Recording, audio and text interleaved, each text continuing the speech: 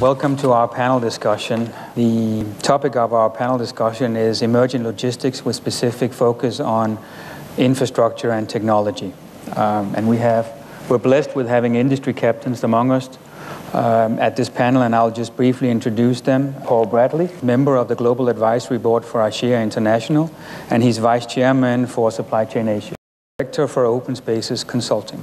Ravi Castilla, Srikar Dole, who is the Joint Deputy Director General for Federation of India Export Organization. Clifford Patreo, who is Associate Partner and Vice President for Consulting Services in IBM India.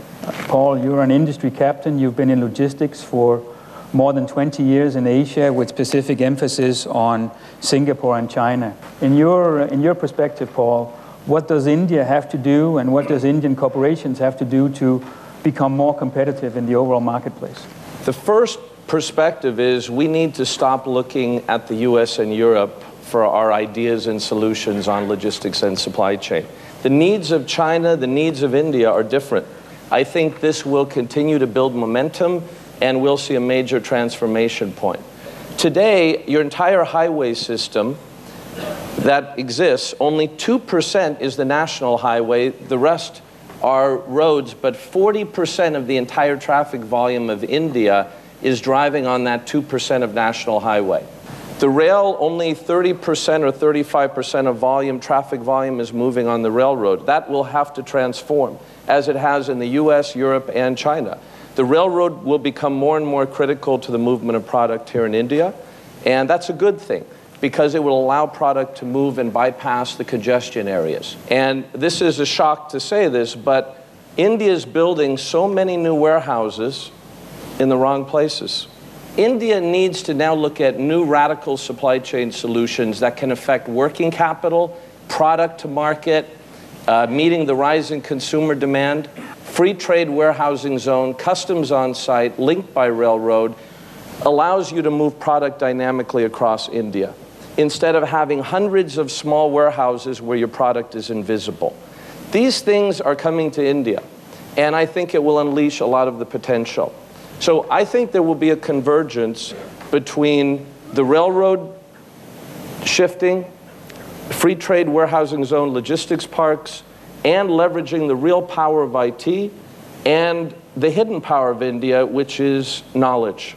Clifford, integrated solutions where a provider gives you more than one solution seems to be a best practice in the world that truly is catching on. How do you see it, and how do you see it in the context of India? The first challenge is visibility. And that's the biggest challenge that supply chain professionals face, as to how do I get visibility of goods in a globally integrated enterprise. The second challenge that supply chain professionals said they have is that of managing risk. The third element is that of consumer demands and changing consumer demands. The fourth element was that of globalization. We cannot talk of India in isolation any longer.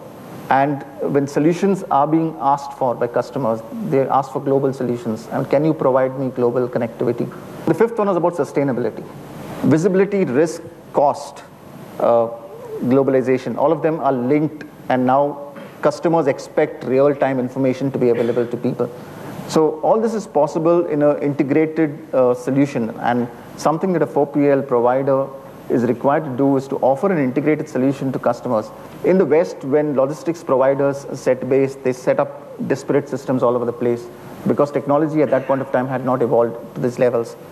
Today, you needn't do that. You can set up an integrated system at much lesser cost than what was done earlier, and offer all the benefits of visibility, of risk management, of cost management, and of variety to the consumer.